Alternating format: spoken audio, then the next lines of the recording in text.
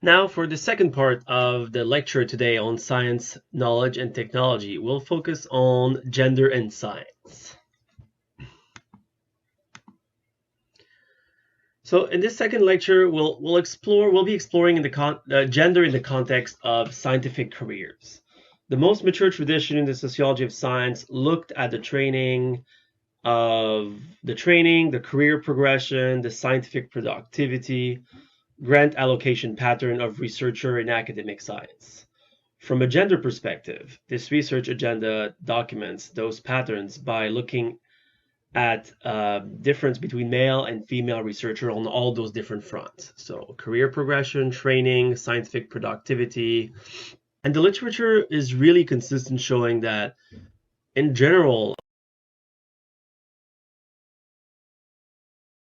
female researchers tend to receive less funding. Male researchers tend to publish more, be more cited. Female researchers tend to be less cited. They tend to publish less. As we know, there's also an underrepresentation of female in STEM and physical science. And for those who are not familiar with STEM, it stands for science, technology, engineering, and mathematics. And a very interesting finding, really showcasing how there's problem of inequality, of gender bias in academia, is that if we looked at Canada and the US and a number of different disciplines, there's a gender parity in graduate school, meaning that if there's 6 female grad students in the department, they tend to be the same number of male graduate students. So there's a gender parity in graduate school, but there's an underrepresentation of female in position of leadership in academia. And some of the explanation to explain those disparity is still the challenge for female researcher with work-life balance and there's systematic gender bias in hiring, promotion, publishing, and funding. So in today's lecture, first we'll look at some global trend of gender representation in science. There was an Elsevier report published not too long ago, so we'll look at some few key results so you can familiarize yourself with different trend in different country in terms of gender representation.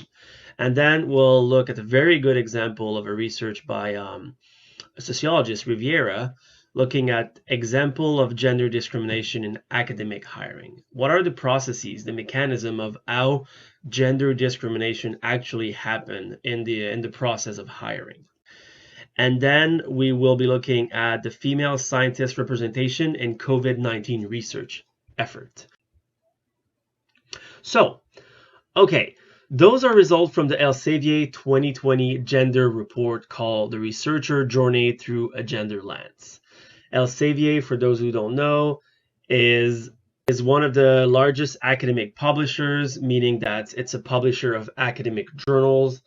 The data presented here come from this report. The results look at gender and country of institutional affiliation of all the authors who publish article in the journal published by Elsevier. So that's how they build it. And then they compare 2 periods. Here we have the first period from 1999 to 2003 and the second period from 2014 to 2018. How do we look at this graph? So for example, if you look at Argentina at the very top, for instance, the orange square indicate that for the period 1999-2003, there was 89 female researcher per 110 men who published in Elsevier journal in Argentina. A decade later, for the 2014-2018 period, Argentina had surpassed gender parity with 105 female per 95 male who publish in Elsevier journals. So, as we can see from the overall trend in every country, there's a trend toward an increase in the female representation, right? But there's only one country, Argentina, where there's actually a gender parity based on those results. So I know if some of you are international students, you might be interested in some other results. So for example, Japan is very, very shocking, right? Japan indicate that, yeah, during a period of 10 years, there's a 100% increase in the representation of female researcher. But I mean, there's only 20 female researcher per per 500 male researchers. Canada is about in the middle of the pack, I would say. And maybe some folks who are from Argentina or Brazil or Portugal or Spain, they might be really surprised or not surprised by the fact that the country where we see the closest thing as gender parity are really those Latino countries. So this is really interesting. Okay, now I want to switch to looking at one specific study to look at how does gender discrimination actually happen in academic science during process of hiring. So Rivera, the researcher, observed 3 hiring committees, one in science, one in humanity, one in social sciences, for a full academic year at a high-status private U.S. university. She did interviews with hiring committee members during that year. Rivera's main focus is to see how academic hiring committee navigate the two-body problem. In academia, the two-body problem refers to a situation where the preferred candidate has a spouse or partner, and often university might help the spouse to find a job. Or if the spouse is also looking for a job in academia, they might also offer a professor position. So Rivera was interested in looking at how does the framing and the construction of the two-body problem by hiring committee differ based on the gender of the preferred candidate. So the first step in every hiring committee is you might receive 100 applicants for a job, right? If you open an assistant professor position, and then you need to bring this number down to maybe 10 or 15 candidates. This is known as the long list. So you go from the original pool to the long list. So she found that all committee use the same sorting mechanism during the first stage, the creation of the long list of those candidates. In each instance, the committee most frequently rely on the prestige of doctoral origin or the status of personal reputation of advisor to identify researcher believed to be the most promising. Here we could say that this is highly problematic, right? Just to pick somebody maybe because they come from Harvard, but this is not what I want to focus on today. We're focusing on gender inequality. But she found no clear sign of gender discrimination during that phase. And also for the second phase of a round of sorting to create a short list. So this is when we go from about a list of 10 to 15 candidates to about the list of the final 5 or maybe fewer candidates that might be invited to come on campus for a full day of in-person interview.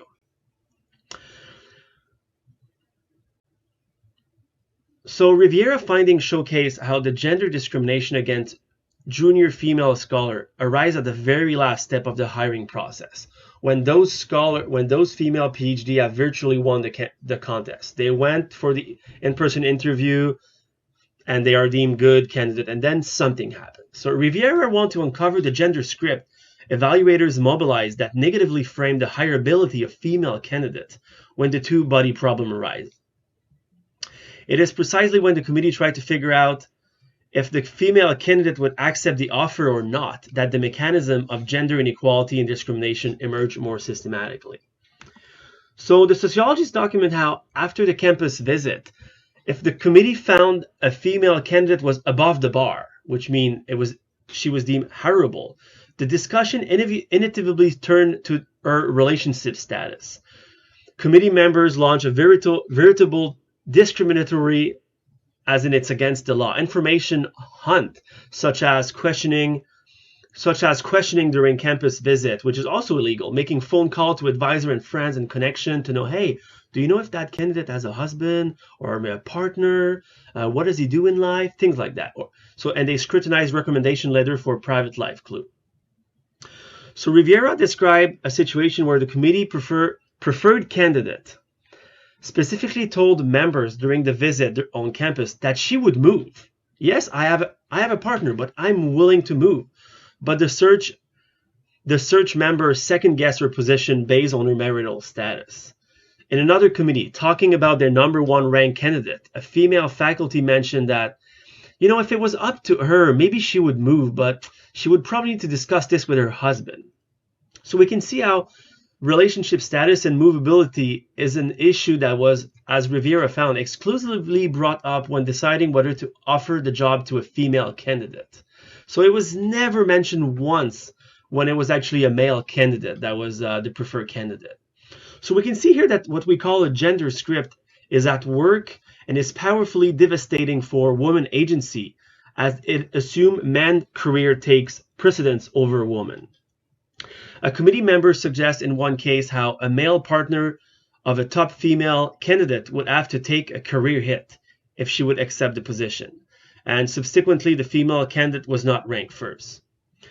So you can see here, this is one example of those gender discrimination in academia. So if this situation happened in on different campuses, overall, if we do the aggregate number, this can explain one portion of the disparity in gender representation in academia.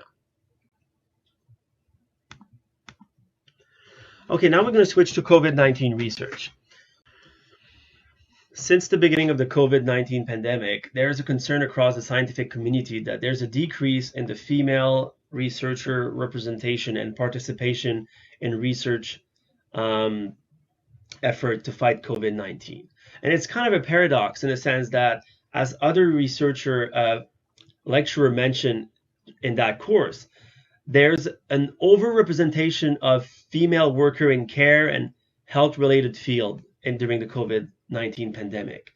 But then what the scientific community is talking about, it seems that there's also that female scientists in high status field, such as medicine, are underrepresented during the COVID-19 pandemic.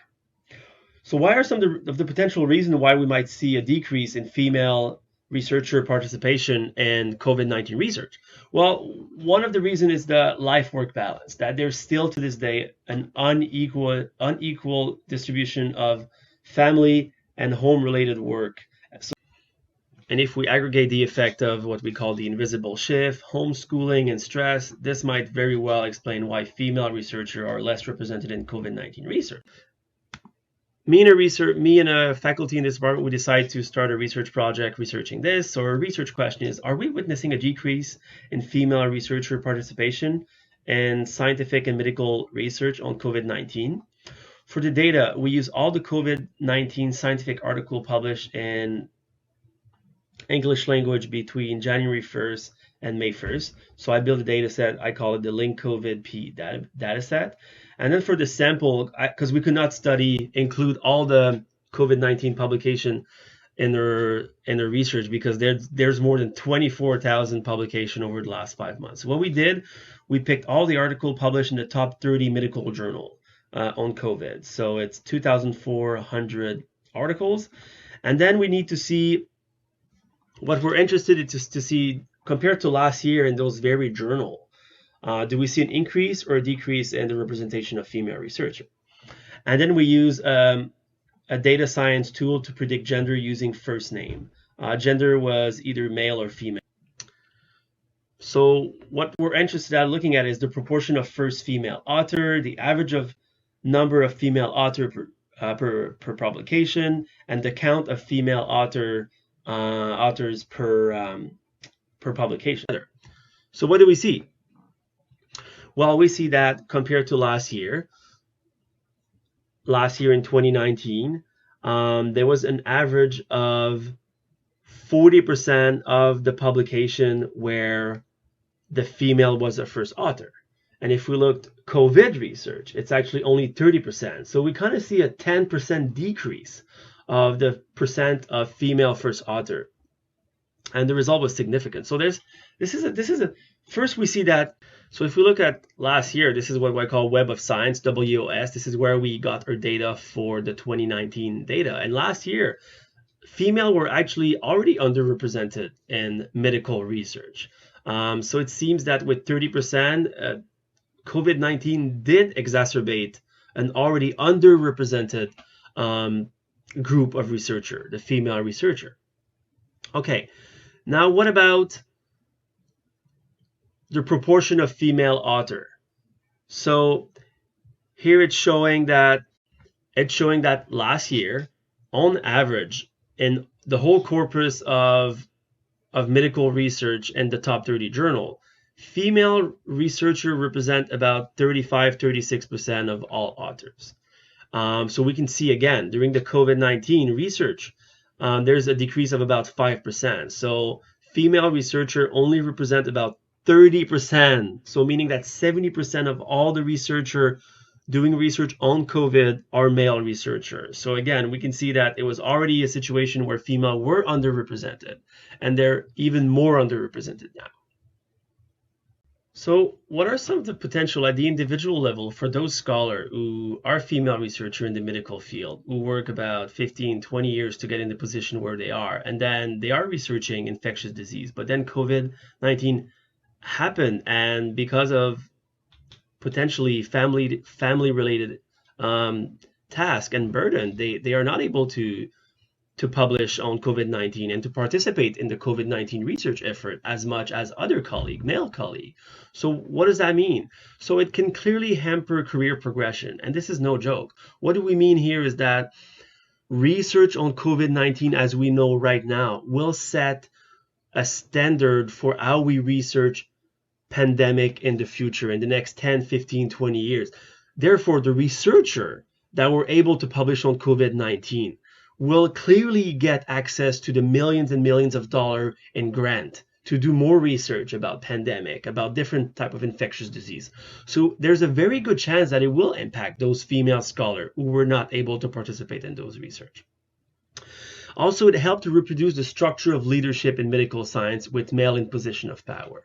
As we saw the Elsevier research, in younger cohort, they seem to have in the younger cohort, there's a higher proportion of female researcher, which means that some of those younger female researchers are the ones who are looking to advance their career, but there's a very good chance that those who were in position to publish more on COVID and to be well established and to quickly pump research were those male in dominant position in those fields. And it also run the risk of pushing female researchers out of the profession, or they might push them in. Maybe if they continue in the field, maybe it's going to push them in the periphery of the field, right?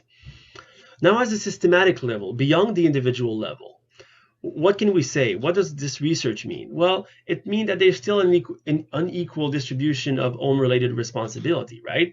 Meaning that all those feminists did all this work for about 20, 30, 40, 50 years to establish structure within academia to help female, right? To help fight gender bias in hiring, for example.